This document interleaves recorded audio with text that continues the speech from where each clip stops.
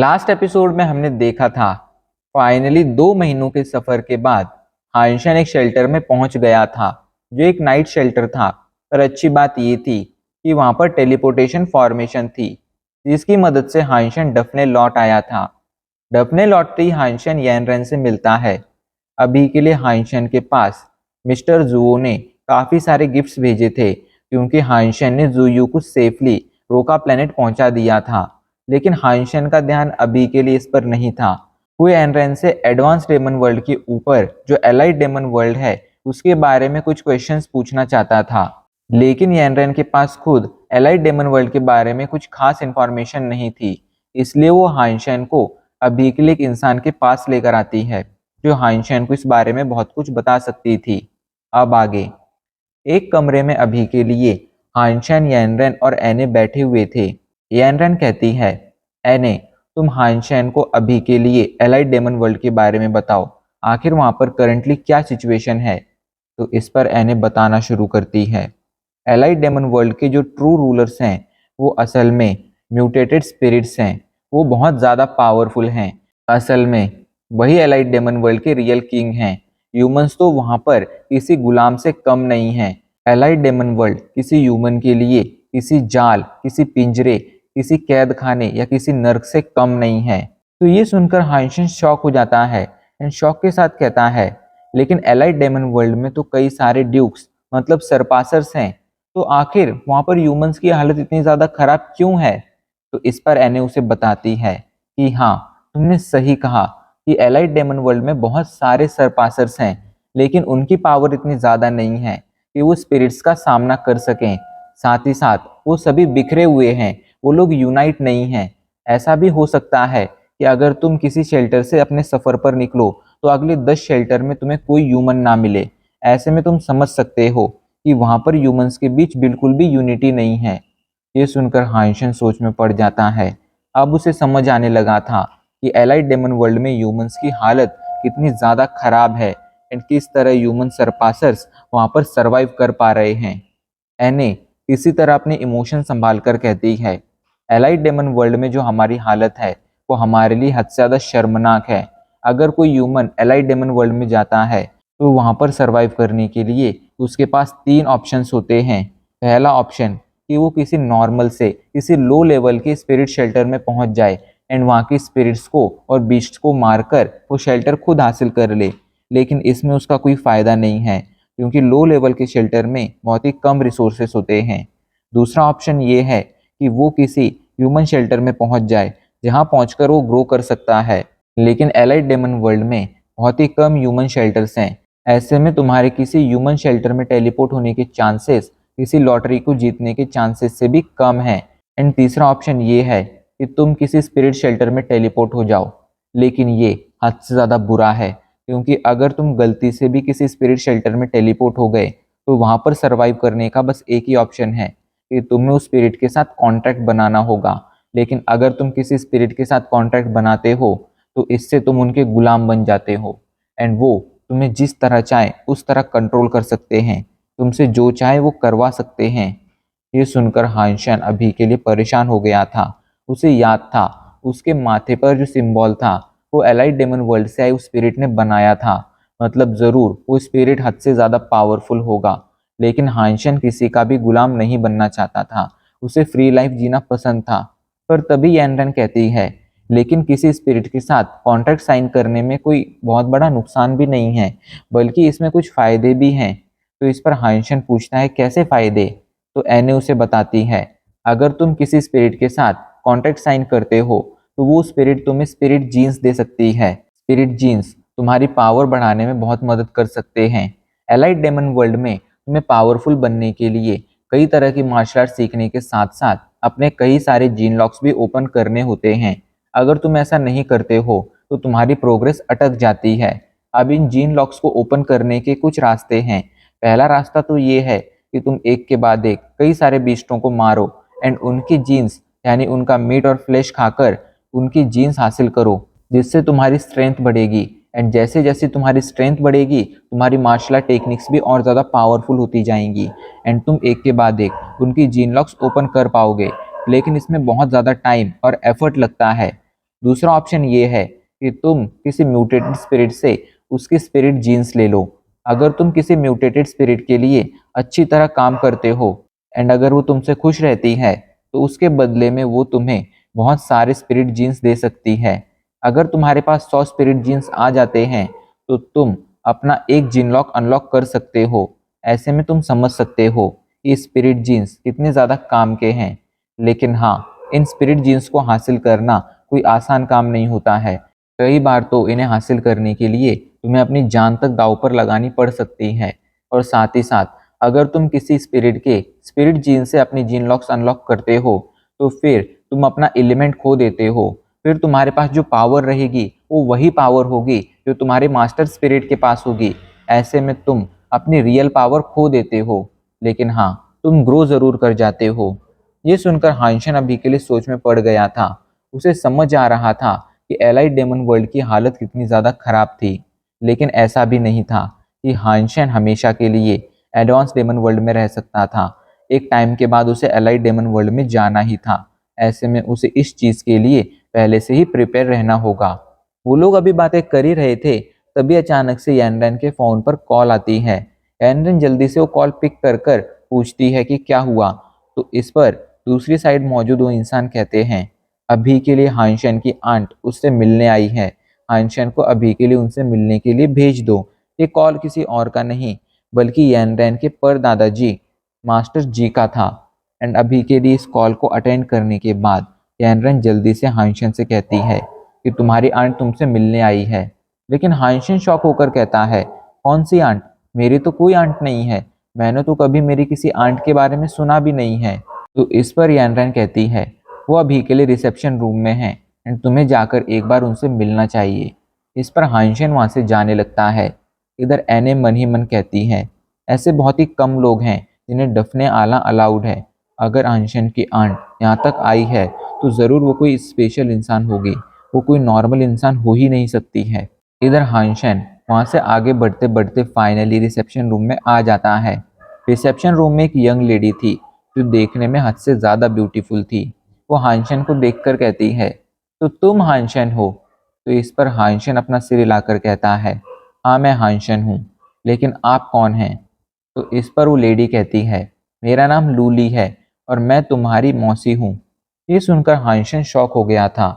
उसे अपनी मौसी के बारे में कुछ पता ही नहीं था। उसकी माँ ने उसे कभी भी ये नहीं बताया था कि उसकी कोई मौसी भी है। लेकिन हाइंशन इतना जानता था कि उसकी माँ ने उसे लू फैमिली की कोई मार्शल आर्ट टेक्निक नहीं सिखाई है एंड उन्होंने हमेशा ही लू फैमिली से दूरी बनाकर रखी है। इसलिए अच्छा यही होगा कि हाइंशन भी लू फैमिली से ना जुड़े। इधर जब लूली को ये पता चलता है कि हाइंशन उसके बारे में कुछ भी नहीं जानता है तो वो खुद शॉक हो जाती है। उसे भरोसा नहीं हो रहा था कि उसकी बहन लूलैन, लूलैन हाइंशन की माँ का नाम है, उसकी बहन लूलैन ने हाइंशन को उसके बारे में कुछ बताया ही नहीं था। हाँ, वो एडॉप्टेड थी, लेकिन इसका मतलब ये बिल्कुल नहीं था कि वो उनकी फैमिली का हिस्सा नहीं थी। वो दिखा ऐसे रही थी कि जैसे वो अभी के लिए काफ़ी ज़्यादा सैड थी, लेकिन हाइंशन को इससे कोई फ़र्क नहीं पड़ता था।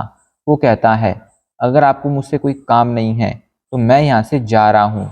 ये कहकर हाइंशन वहाँ से जाने लगता है, लेकिन ये देखकर लूली जल्दी से उठती है एंड हाइंशन पर पीछे से हमला कर देती है।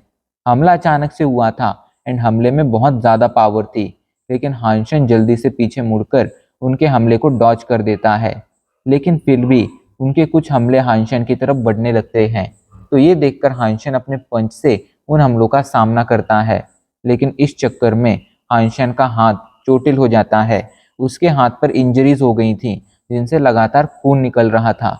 इधर अचानक से ही लूली शौक के साथ कहती है, तो क्या तुमने अभी तक ग्रेट असुरा सूत्रा प्रैक्टिस नहीं किया है? अभी के लिए उसे भरोसा नहीं हो रहा था कि हाइंशन ने सच में ग्रेट असुरा सूत्रा की प्रैक्टिस शुरू ही नहीं की है, क्योंकि वो अच्छी तरह से जानती थी कि ग्रेट असुरा सूत्रा कितना ज़्यादा टेम्पटिंग था। इधर उसकी बात सुनकर हाइंशन उसे घूरते हुए कहता है, तो वो तुम थी जिसने मुझे वो मिस्टीरियस मार्शल आर्ट टेक्निक भेजी थी?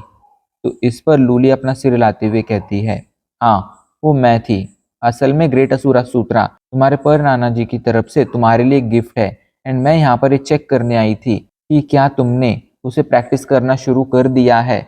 लेकिन यहाँ पर तो मुझे पता चल रहा है कि तुमने तो अभी तक उसे प्रैक्टिस करना ही शुरू नहीं किया है। खैर, अब तुम्हें जल्द से जल्द उसे प्रैक्टिस करना शुरू कर देना चाहिए। तो इस पर हाइंशन उसे घूरते हुए कहता है, मेरी मॉम को लू फैमिली से कोई रिलेशन नहीं रखने हैं, इसलिए मुझे भी लू फैमिली से कोई रिलेशन नहीं रखने हैं एंड ना ही मुझे उनकी कोई मार्शल आर्ट टेक्निक प्रैक्टिस करनी है। तो इस पर लूली उसे घूरते हुए कहती है, क्या तुम्हें समझ में भी आ रहा है तुम क्या कह रहे हो?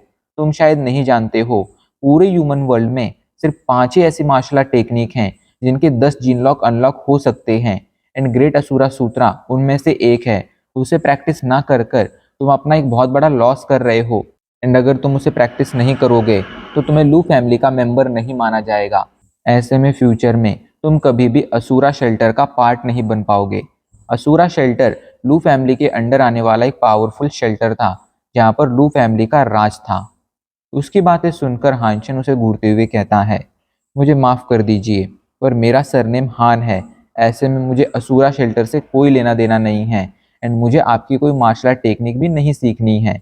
वैसे भी ये ग्रेट असुरा सूत्रा कोई बहुत ही पावरफुल मार्शल आर्ट टेक्निक नहीं है। पर यह सुनकर अभी के लिए लूली को गुस्सा आ गया था। वो गुस्से में कहती है, तुम्हें लगता है तुम्हारी माँ ने बड़ों से बात करना नहीं सिखाया है। कोई बात नहीं, आज मैं तुम्हें सिखा दूंगी कि दूसरों की रिस्पेक्ट किस तरह करनी चाहिए। ये कहकर वो हानशन पर पावरफुल हमले करना शुरू कर देती है। हमले बहुत ज़्यादा खतरनाक थे लेकिन हानशन इस बार पूरी तरह से रेडी था। वो जल्दी से बोन एलिफेंट के एनर्जी फ्लो को सिमुलेट करता है जिससे उसकी बॉडी में बोन एलिफेंट की पावर आ जाती है एंड हानशन कुछ पंच मारकर लू ली के सभी हमलों को डिस्ट्रॉय कर देता है। उसने इजीली सभी हमलों का सामना कर लिया था एंड ये देखकर अभी के लिए लूली शॉक हो गई थी। भले ही उसने हाइंशन पर बहुत ज़्यादा पावरफुल हमले नहीं किए थे लेकिन हमले इतने ज़्यादा पावरफुल ज़रूर थे कि कोई ऐसा इंसान जिसने ग्रेट असुरा सूत्रा नहीं सीख रखा है वो उसके हमलों को डॉच कर ही नहीं सकता था। लेकिन हाइंशन ने ऐसा कर लिया था।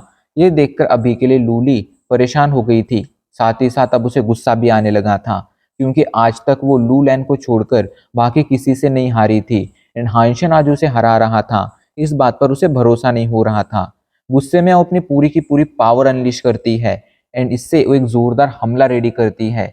उस हमले के साथ वो हाइंशन पर हमला करने आगे बढ़ने लगती है। हमला बहुत ज़्यादा खतरनाक था। अगर ये हाइंशन को लग जाता तो शायद हाइंशन सरवाइव नहीं कर पाता। पर इतने पावरफुल हमले को भी अपनी तरफ बढ़ता देख हाइंशन बिल्कुल परेशान नहीं होता है। वो जल्दी से अपनी बॉडी में सिल्वर फॉक्स के एनर्जी फ्लो को सिमुलेट करता है, साथ ही साथ डेथ नेल के एनर्जी फ्लो को भी सिमुलेट करता है। जिसके बाद हाइंशन सिल्वर फॉक्स की सारी लाइटनिंग को अपने हाथ पर इकट्ठा कर लेता है। जैसे ही वो ऐसा करता है उसके हाथ में खतरनाक पावर आ जाती है। हाइंशन उससे एक पंच रेडी करता है एंड वो पंच सीधा जाकर लूली को मार देता है। हाइंशन और लूली दोनों की हमले आपस में टकरा जाते हैं। एक जोरदार आवाज होती है एंड लूली का हमला बीच में ही डिस्ट्रॉय हो जाता है। जिसके बाद हाइंशन का पावरफुल पंच लूली की तरफ आगे बढ़ने लगता है। लूली का हमला जैसे ही हाइंशन के पंच से टकराया था, लूली का एनर्जी फ्लो उसके कंट्रोल से बाहर चला गया था। ऐसे में अभी के लिए अपनी तरफ बढ़ रहे इस हमले का वो सामना नहीं कर सकती थी। यहाँ तक कि वो तो इसे डॉज भी नहीं कर सकती थी। उसकी बॉडी में अब इतनी भी पावर नहीं बची थी एंड अब इस वजह से ये पंच सीधा जाकर लूली को लगता है। पंच हद से ज्यादा पावरफुल था। लूली को जैसे ही पंच लगता है लूली दूर जाकर गिरती है। वो अभी के लिए एक दीवार में भिड़ गई थी। उसकी बॉडी पूरी तरह से डैमेज हो चुकी थी। उसकी बॉडी में से जगह जगह से खून निकल रहा था, साथ ही साथ उसके कपड़े भी फट चुके थे एंड वो खून की उल्टियां कर रही थी। उसे भरोसा नहीं हो रहा था कि वो हार चुकी है, लेकिन सच्चाई तो यही थी। हाइंशन जल्दी से अपनी जैकेट उतारता है एंड लूली के पास आकर उसे वो जैकेट देते हुए कहता है, क्या बस इतनी ही पावर है तुम्हारे पास? ये कहकर हाइंशन वहां से जाना शुरू कर देता है। लेकिन लूली जिसने बात सुनी थी उसे अपनी पास्ट की मेमोरीज याद आने लगती हैं। उसने ये लाइन बहुत बार सुनी थी, क्या इतनी ही पावर है तुम्हारे पास? जब वो छोटी थी तब एक लड़की उससे लगातार फाइट करती थी एंड उसे हर बार हरा देती थी एंड उसे हराने के बाद उससे यही बात कहती थी, क्या इतनी ही पावर है तुम्हारे पास? एंड अभी के लिए इतने सालों बाद वो दोबारा से ये लाइन सुन रही थी, वो भी एक ऐसे इंसान से जो उसी लड़की का बेटा था। साथ ही साथ अभी के लिए उसे इस बात का भी रिग्रेट था कि वो एक ऐसे इंसान से हार चुकी है जिसने असल में ग्रेट असुरा सूत्रा भी प्रैक्टिस नहीं कर रखा है। आखिर ऐसा कैसे हो सकता था, ये उसे समझ नहीं आ रहा था। इधर हाइंशन वहां से जाते हुए कहता है, मुझे और मेरी मॉम को लू फैमिली से कोई रिलेशन नहीं रखना है, इसलिए अच्छा यही होगा कि लू फैमिली हमसे दूर रहे। ये कहकर हाइंशन वहां से जाने लगता है। इधर हाइंशन को वहां से जाता देख अभी के लिए लूली लगभग रोने लगी थी। उसे भरोसा नहीं हो रहा था कि एक इवॉल्वर ने उसे हरा दिया है, वो भी उसने जिसने अभी तक ग्रेट असुरा सूत्रा भी प्रैक्टिस नहीं किया है। वो बेचारे अभी के लिए चीख चीख कर रो रही थी, लेकिन हाइंशन को इससे कोई फर्क नहीं पड़ता था।